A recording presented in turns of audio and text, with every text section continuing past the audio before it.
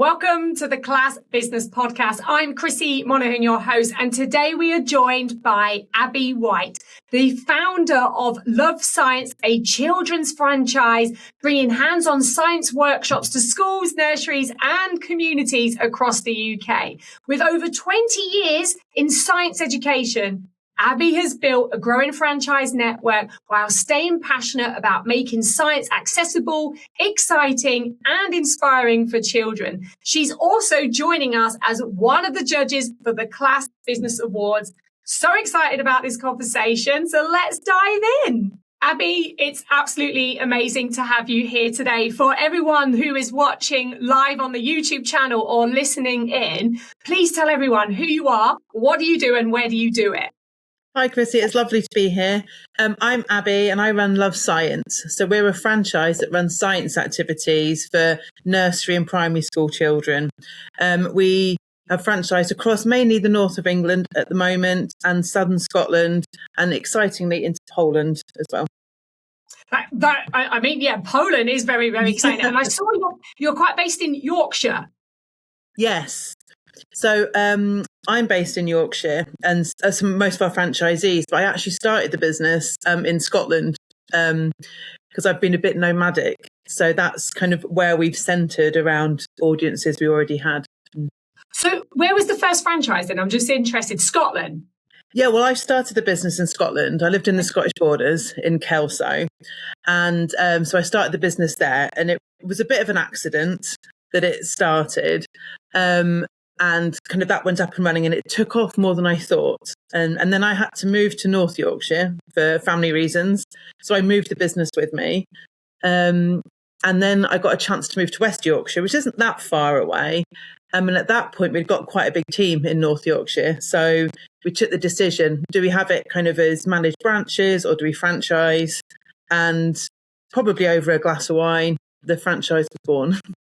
Oh, well, I want to dig it, Rose. We'll talk about the franchising journey, but I want to dig into what were you doing before you set up the business? So I was a teacher, like lots of us in the children's activity field. So my background's in secondary science teaching. So I've been doing that for a long, long time. And I loved it. I didn't actually kind of feel forced out of teaching. I really loved it and I still quite miss it. But basically, I moved to Scotland when my youngest was small, so essentially on maternity leave, and I went to go back to work, and they just said, "Oh, you can't use your English qualifications here." And I just thought, "Oh, well, I can't do anything else. I have no other talents. No one else will employ me." So that's kind of how it started, and it was a paperwork kind of exercise. So while I was waiting for that to go through, I just started running some holiday clubs.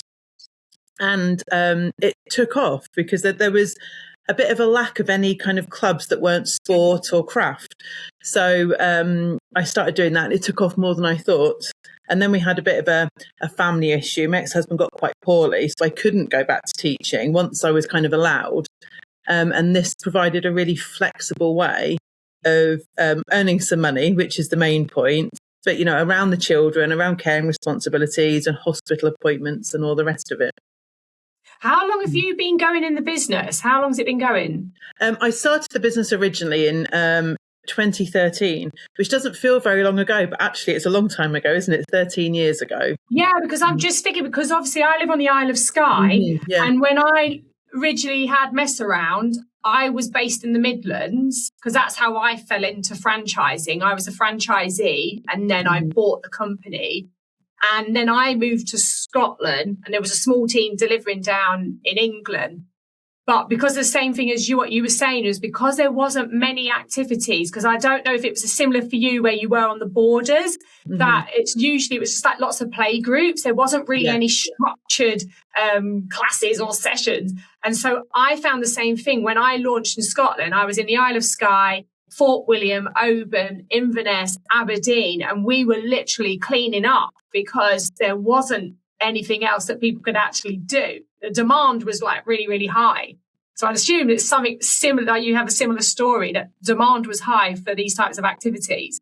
Yeah, it was. And 'cause I know the Highlands really well. I grew up in the Highlands, actually. So I know, so it's similar demographic. It's kind of very sparse population away from kind of really big, like dense population centres.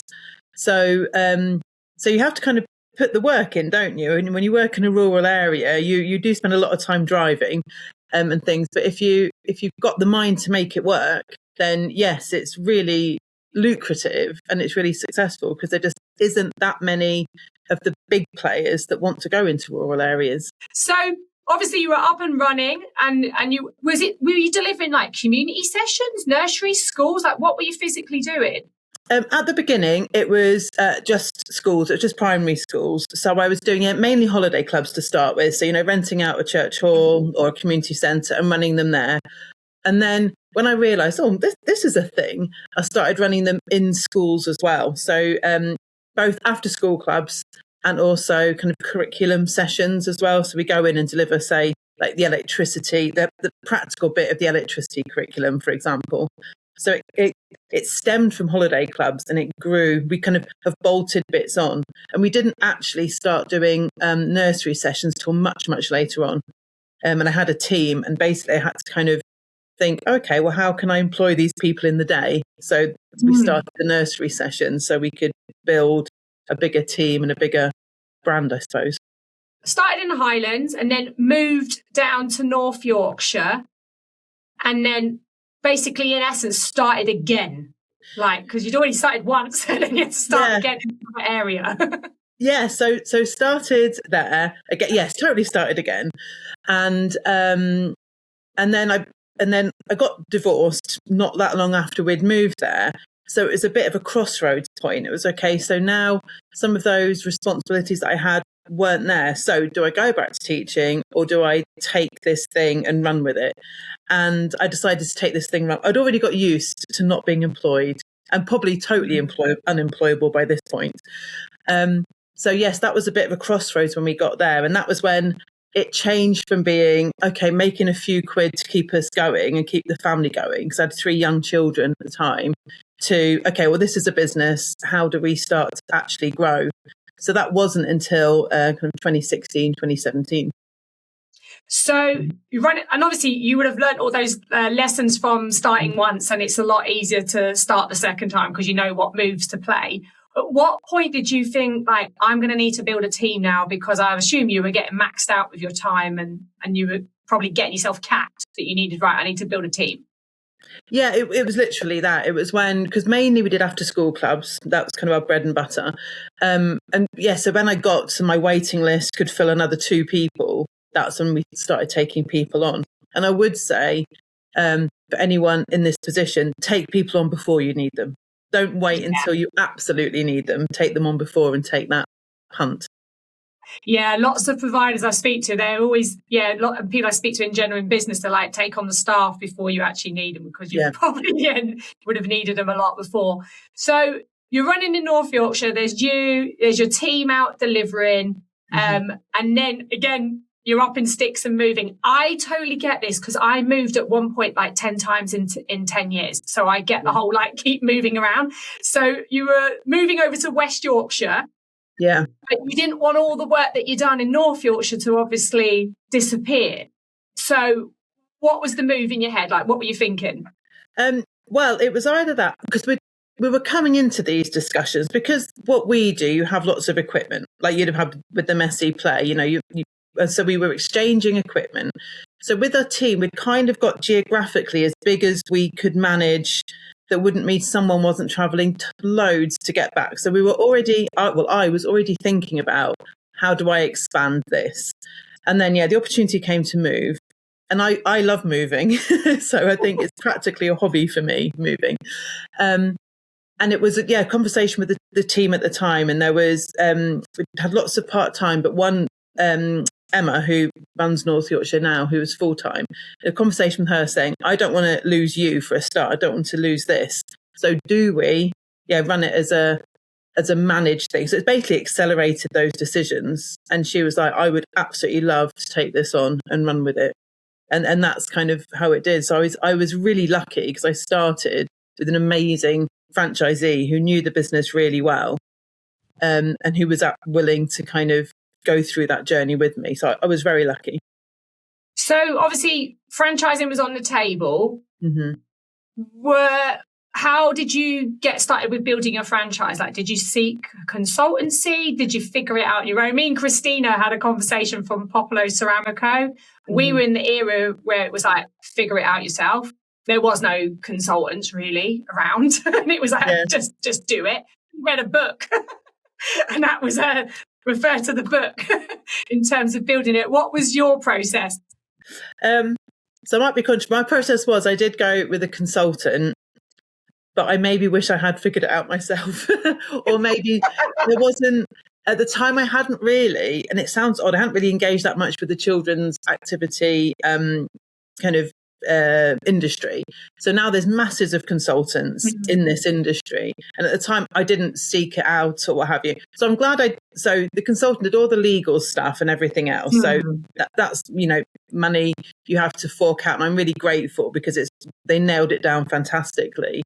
But I think that make sure it's something that understands your business, because I think franchising is so massive. You've got from McDonald's, haven't you, to owner operator things. And so you need to make sure that you're targeting the right people and have the right kind of voice and everything. So yes, I did go through a consultant, and they were fantastic, definitely fantastic. But I didn't trust myself enough in that process. And kind of came back. It's hard, isn't it? Because when you're starting out, like that whole franchising process, I fell into franchising. I didn't have a Scooby-Doo what I was doing. So I had to sort of learn. And then you engage people, and I engaged consultants as well. And sometimes it was a good decision and sometimes it wasn't. It's just, I think, part of business, isn't it? You learn as you go, and it's just one of those things. So obviously, you've made those mindset shifts from someone who's doing the do to physically then building a business. What was that like for you in terms of what was the biggest mindset shift for you? Oh, I would say I'm still doing that. I still find myself falling into it. I think, so just to go back 1 second. So we franchised just before COVID, which was obviously awful. Everyone's just before COVID. Oh my God. So Emma started this wonderful journey. And then 2 months later, that was it. We went in school for 2 years, 2.5 years. And I'm so grateful because she came back through it. And after COVID, when we did anything we could to kind of keep the business going, I did revert back into, no, let's just do me and you. We've got this sorted. And I kind of went back to delivering. And actually, it was only maybe 18 months ago that someone said to me, are you building a job or are you building a business? And it's it's really stuck with me. And it's because most of us love the teaching. That's the place I'm at my happiest. In front of the kids, doing the do is where I'm at my happiest. But I ultimately know I don't want to build myself a job. I'm getting a bit old, and sometimes, getting up after being, doing experiments on the floor is getting harder and harder. And at some point, I want this to be a business that's big and massive and bigger than me. And you can't do that if you're so stuck in the grind, because first of all, you don't have the time to see it. And second of all, mindset is so important, and you have to switch between your personas. And I've found the less switching I do, the easier it is to go, right, franchise owner, I'm a franchise owner. I'm not a teacher. But it does take, I don't know how you found it, but it does take quite a lot of kind of conscious effort to go, no, I'm a business owner. Yeah, I think with the franchising stuff, because obviously I work with franchisors now who are emerging, and one of the things I keep, I always say to them is at some point you're going to have to stop teaching because you become the leader and your team is looking for you to lead. And although it's nice to do the delivery, and I did it for a period of time, but I think maybe when we got to 10, 15, when I got to 10, that's when I brought an ops manager in.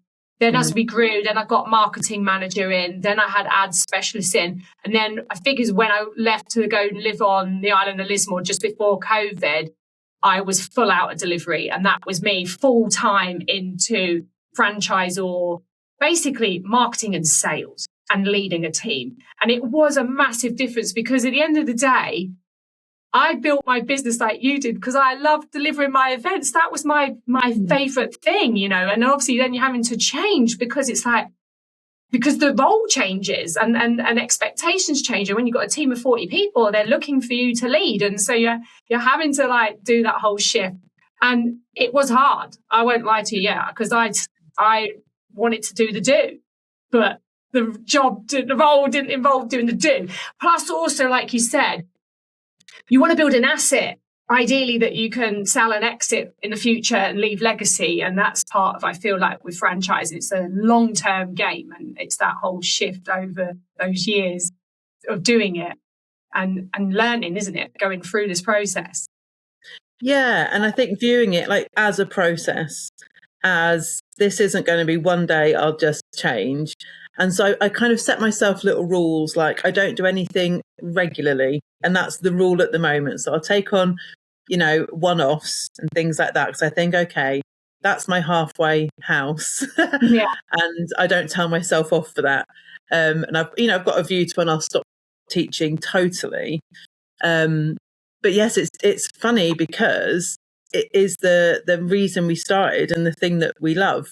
So it's kind of like going, oh, well, what in a little bit in your head goes, well, why would I stop doing that thing that brings me so much joy to do some of the things that don't bring me very much joy? So yeah. Well, yeah, and there's a lot of stuff that don't bring you much joy because if you're not, marketing and sales and talking to people and all of that is not always fun. But one of the things I used to say, like what I say to the clients now, I was like, you get your dopamine hit from teaching the children because obviously when you're there and you see the reactions, that gives you the dopamine. I said the dopamine hits will come when your franchisees are out delivering your brand better than you. That's the moment when I turned and I was like, wow, that person's actually doing it better than I could have ever done. And then that's when you get your hit because that's the moment you're like, oh my God, like it's made a difference to their lives, their families, and you see them doing a thing and you're like, wow, they're better than me. Like I had that in my network. I know because I think part of the reason that people stop expanding is because we think only I can do this. I can do this better than anyone else because it's your baby. And actually I had that and it is wonderful because a lot of our franchisees are quite close. It is wonderful seeing the feedback and people doing it. But actually one of my franchisees has been off for a little while after bereavement. So I took on one of her sessions and the little girl came up to me and said, I like you, but I really hope Cheska comes back. And I thought, that's exactly what you were saying. I thought, yeah.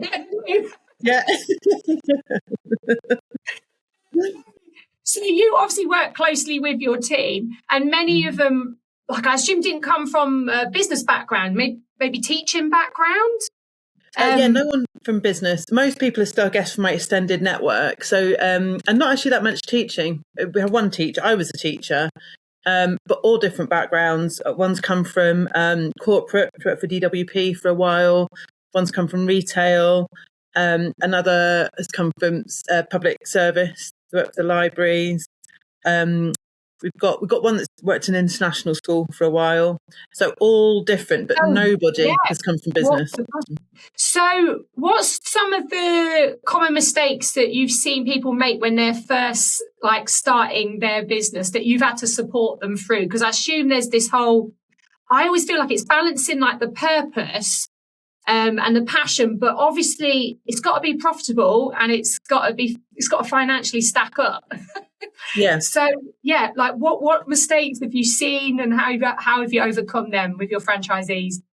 I think that's exactly it. And I think sometimes when you work with children, people assume you do it for free because it's fun. And we do have this kind of guilt thing. If we enjoy our job, then we shouldn't really get paid for it because most people hate their jobs. So it's getting over that a bit. In terms of that, yes, it's one of them is showing up, that you have to do as much marketing as delivery. And I think that's underestimated. Not charging enough. We've done quite a lot of mindset about that. What you do is valuable. What we're offering is valuable, and it has a great purpose. But like you say, you can't deliver it unless you're being paid for it. And this might sound odd but over delivering, although I mean in a kind of cost sense. So we're going, what we do is quite heavy on consumables. Yeah, I was going to So we have say. to be quite strict in what we do, to give a profit margin. And sometimes it's tempting to go, yeah, have it all, have all of my like bicarb or my acid, or take all my color changing paint. And it's kind of reining that in a bit and going, yeah, obviously the kids absolutely love it and you absolutely love it. But like exactly what you've said, you can't continue to offer that great service if you're not making any money. So it's kind of, I guess, viewing this fun thing also as a business and saying, yeah, you need to deliver absolutely brilliantly, but rein in some of the things so it's not bankrupting you at the same time. I completely agree. That was exactly what we were like with Mess Around. People used to do too much, and I'd be like, that on the tray is like money that should be in your pocket. Like, you don't need to do all of that. Like, people buying too many props. Like, I find that with the sector as a whole, like literally, like, how many props does one class need? Like at the end of the day, like I used to say this all the time to my team, kids will play with black bags if you put black bags on the floor. Like, honestly, they will play with whatever you create, but you don't have to like have every single thing, because otherwise you're taking out A, the creativity, B, the freedom for the children to actually explore. Yes, they need the tools and the stuff to obviously do the experiments, but like you said, like you don't need to. I feel like that's something that's happening in the sector as a whole. I mean, you may see it as well. It's like, how many more props can you fit in one room? Well, yeah, and there's this and that, and I'm with you. I think, and a lot of what we do as well, not on purpose. We're all doing our thing, whether it's kind of French or messy play or science or dancing, but actually, what we are doing for the children is building that creativity and that resilience and all those soft skills. And if there's too much, then they lose that. And if there's too, I mean, we have, like you said about the give the kids black bags and they'll play with it. If you ask any of our children, what do you want to do? They would do lava lamps every single day for the rest of their lives.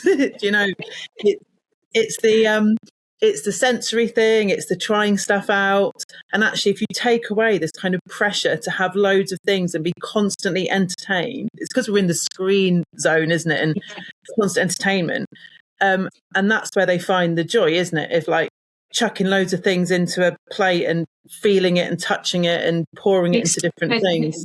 An experiment and trying things out. No, it's so interesting that you say that. And obviously this year you are one of our class business judges, which I'm so excited for this. And I'm so happy that you said you'd love to do it. We're going to be obviously handing you at some point lots of entries for the categories. What will you be looking for in terms of the entries? What will make a business really stand out to you on paper? Because that's the difference, isn't it? You can have an amazing business over here. If you can't articulate it in the entry, then you're missing out. So what are you looking for? I think that combination of purpose and practicality. So having a vision, why is what we're doing, because there's so many of us that work with children and we all do great stuff. It's very difficult not to do great stuff with children, isn't it, when you're purpose driven? But why is what you do fantastic? What is your real purpose? What are you really aiming for the children to achieve beyond having fun in that lesson? But also the vision for the future of the business. How are you going to make this sustainable? How are you going to make sure that children can enjoy this great thing long term? So it's combining those two things. It's so interesting you say that, because obviously I'm interviewing lots of the judges right now, and a couple of people have said that as well. And I like mission, vision, value, and I just believe it's one of the things I do with all the clients that I work with as like foundational work, because unless you have that, A, you just bob along, B, like it doesn't go anywhere. And I feel like this is why you get people starting and leaving, because they just didn't really figure out that part of the jigsaw puzzle. So they've got no purpose and no why. And the why is important, because it is not easy working for yourself. Even when we do brilliant fun stuff like we all do in the activity sector, children's activity sector, it's not easy. You still got to do and you've got to get up every morning when you feel rubbish or when your kids are poorly. and you've got to show up and you've got to be the person that you are delivering. And it's not easy. So you have to have that why. You have to have the thing that gets you up in the morning and says, this is why I'm doing this, even though it's snowing outside and I've had to leave the kids at home because they're poorly. And you do have to have that why. It's really important. Yeah, especially like founders like yourself and myself, you would have done the do. I remember, like, I think I've told stories before, my daughter, Heidi, newborn, Bronwyn, aged like under 2, driving 5 hours to Aberdeen so I could deliver events, so I could promote a franchise, and then 5 hours back, like, honestly, insane. Like, I don't even know why I did it. But, you know, at that time when you're so focused, like getting a brand off the ground, getting it everywhere, you need to know what the why was. And the why was always the bigger vision. And going back, you know, like my children now, and they're probably the same with your children, they probably see you working like all the time. Like I work pretty much all the time. I hope I'll set myself as a good role model for the future. But they know that mummy's working for X, Y, and Z. There's purpose, there's focus, there's a reason behind it. Yeah. And yes, and for me, it's exactly the same. And sometimes you are putting in the long shifts, aren't you? Because I think we sell this world as flexibility. And sometimes you are up at 2 a.m, doing the thing, right in the perspective of doing whatever it is you need to do. And the payoff is as well that I can go, oh, okay, I can come to your sports day. Not that my kids want to go to sports day anymore. We're way past that. But you can do some of those things as well, and it's having that balance. And I think sometimes as well it can be a great tonic. I know you talked about going when your daughter was little. My stepdad died a couple of years ago, and it was just a busy time, as all times are busy. And I know that I didn't really take any time off, so I would kind of be sobbing, go in, deliver, and like be happy. And it was like a release. It was a break, because, you know, kids aren't bothered if you're sad. Do you know what I mean? You still have to do the thing. And it was such a tonic. And then I'd kind of come back and do my thing. And I know that, you know, people said, oh, you need to take some time off and things. I'm not advocating you should never take any time off. But it does mean that sometimes when you have that real passion and purpose, it actually can help when times are difficult, because you go, I know I'm giving myself a massive dopamine hit when I just need it. And for me, work is that dopamine hit. Because and I totally agree with that. Like, we love what we do, and you know, all the providers out there working with children and families and communities love what they do, which is why they get up every day to do it. Yeah. Oh, Abbie, it's so good to have you here today. I'm sure everyone will love to connect with you. We will put all your details in with this YouTube video. But where do you like to hang out online? I hang out on Facebook a lot. I do hang out a lot on TikTok, to my children's absolute embarrassment. They hate it and they won't follow me in case I ruin their algorithm. But yeah, I do hang out a lot on TikTok. So I have to ask a question about the TikTok. Do you hang out on TikTok? Is it for business? Do you use it as a business tool, or do you use it as a playground? See, I like to use TikTok as a playground. I've got an account, but I like to go and just muck around and see what stuff's going out. I don't really take it that seriously. Oh no, I love it for business. Don't get me wrong. I spend a lot of time seeing things about like Formula One and Manchester United and cats. But yeah, I do. I love it for business, actually. Yeah. Oh, well, it's a great tool. Yeah. If you can optimize it correctly, for sure. It's just, for me, I'm like, oh, I just like to see what's happening without, you know what it's like, because obviously I'm on Facebook, Instagram, LinkedIn. It's like work. And it's nice to have somewhere where it's not work that you can just do your own little thing. Oh, well, it's so cool to have you here today. Thank you so much for your time. If this story has resonated with you, please comment and like and share with another provider who you feel would benefit from this conversation. Thank you so much, Abbie. Oh, thank you so much, Chrissy, for having me.